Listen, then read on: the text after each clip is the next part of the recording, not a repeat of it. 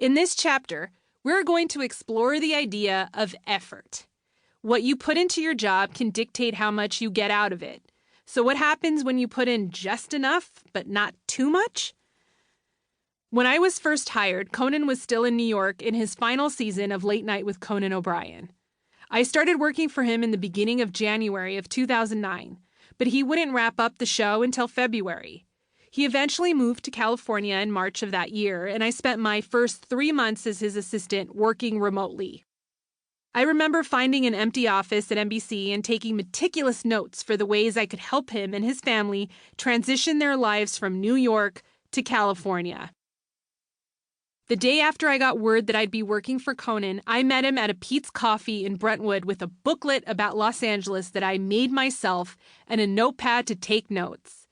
I handed the booklet to Conan at our meeting, a lifelong Angelino handing over all her knowledge to the new kid in town. It was so important to me to make a good impression that I'd spent all day fastidiously putting together essential information about Los Angeles, and then took it to Kinko's to get it laminated and bound. Conan had lived in Los Angeles 16 years prior, but I thought it would be good to show him how I would go the extra mile. During our coffee meeting, I remember telling Conan that I wanted to work on something that inspired me and that I was proud to be a part of. His humility and decency were what really struck me. Right after I left, I met up with my brother and sister-in-law at a restaurant in Toluca Lake, and I was noticeably shaken. I'd known that taking this job would change my life forever, but I hadn't realized how nice of a person Conan would be. That first meeting made me want to work harder for him.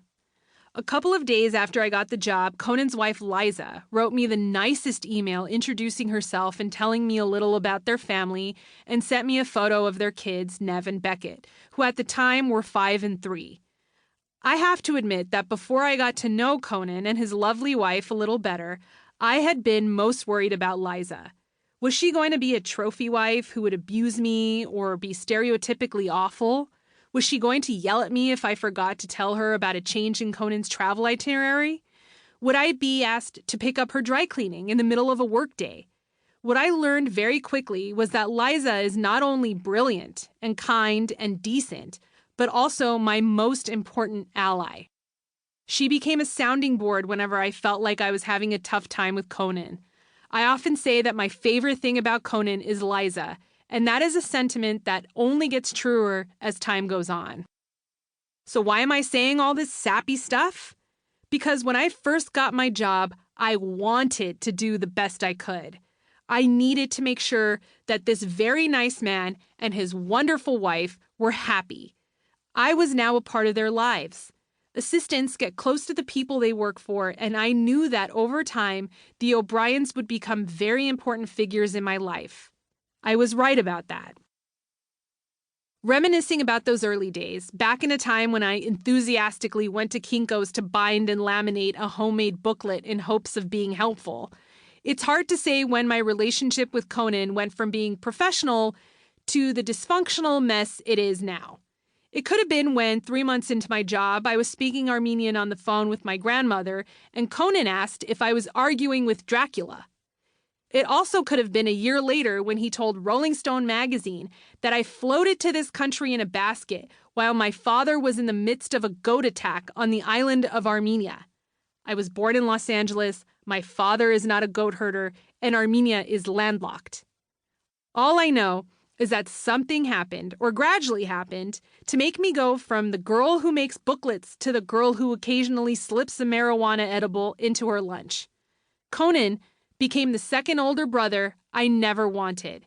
The dynamic shifted, and so did my work ethic. I'm happy to take most of the blame for my gradual decline in any willingness to work. But doesn't my boss deserve some credit?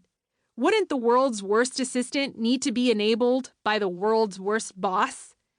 Nev and Beckett used to always say that Conan melted half my brain.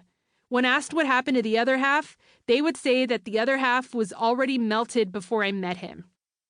I have never heard a better description of me. Am I proud of what I've become? Yes, I get paid to do the bare minimum. Is this where I saw myself? No. But then again, Everything I've been fortunate enough to experience has been a pleasant surprise. Would I try harder at another job? Yes, without a doubt. So when Conan retires, please hire me. Until then, I will proudly take my place on the Mount Rushmore of terrible assistants. Alone. I know there are other bad assistants out there, I'm sure of it, but I refuse to share my title as the worst in the world.